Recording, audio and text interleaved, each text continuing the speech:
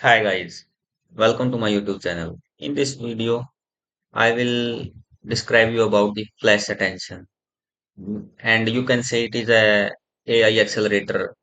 How we can accelerate or speed up our training of LLM. So let me describe you about. In this system, we have GPU, HBM, and it will process the data.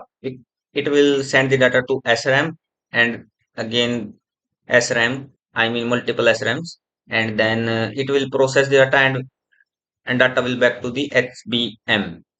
It is a GPU HBM. This is a pyramid and the memory hierarchy with the bandwidth and memory size. GPU SRAM, GPU HBM.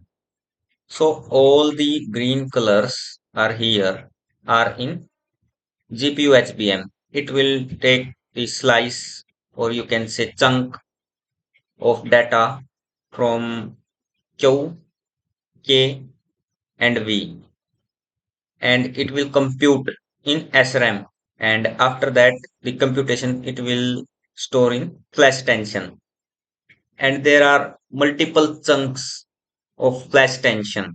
So in a simple attention, it matrix multiplication, then dropout, then softmax, then mask, then and then again minimal.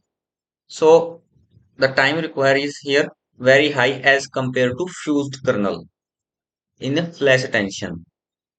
So that is the key difference because there are multiple operations one by one, but there is a single operation.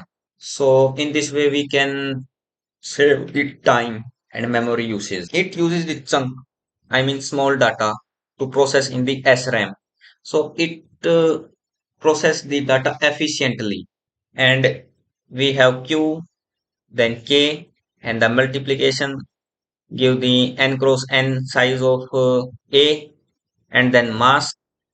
In mask, we removed some data from here, and after that, apply the softmax and then drop out. And then drop out, it will multiply with V, and then we get the O is the result. This is the attention. So in the attention, that is a bottleneck by memory read and write because it will process again and again, and it can create a problem of bottleneck because of there is a limited memory. So that is a problem of bottleneck in the attention mechanism. So in order to handle these types of problems, we have flash attention mechanism. So I will explain you how it will work. So here the attention is a bottlenecked by memory read and write because it perform multiple operations one by one and it create a problem of memory.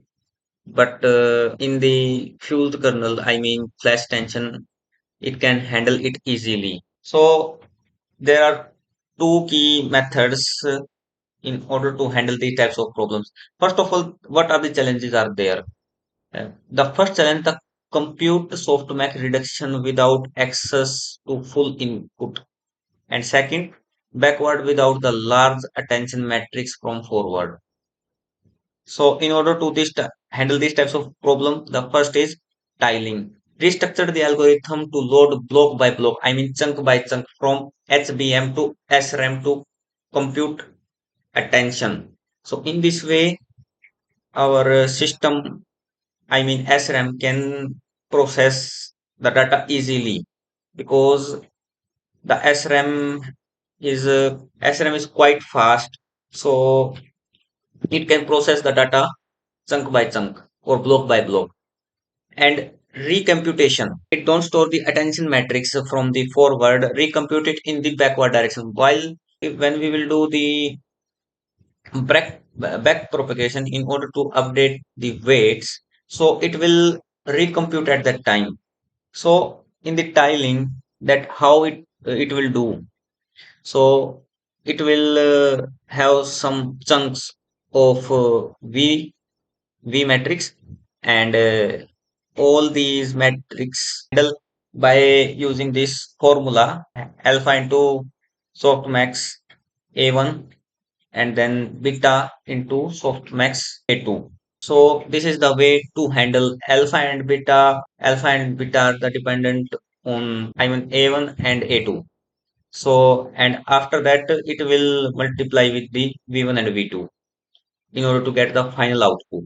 So in this way, we will perform our tiling, but it will not affect our output. It will give the same output as attention. But in the flash attention, it is a quite much faster than attention. Recomputation backward pass. Just before the moment, I told you that how it's perform the task. I mean, when we will update the weights during the back propagation, it will recompute all these things which are required. How recomputing? During back propagation, the model need to intermediate value to compute gradient and update weights. They are stored during the forward pass, use a lot of memory in the attention. But in the case of flash attention, it will not store. Instead of store, it recompute the during backward pass. This technique is called recomputation or gradient checkpointing. So in this way, we save the GPU memory during training without affecting accuracy and slightly more compute time in backward pass. So by applying this recomputation, we will get the efficient result by applying the flash attentions. The runtime is in the standard uh, attention, that is 41.7 millisecond.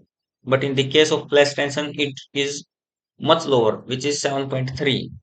Same in HBM, read and write.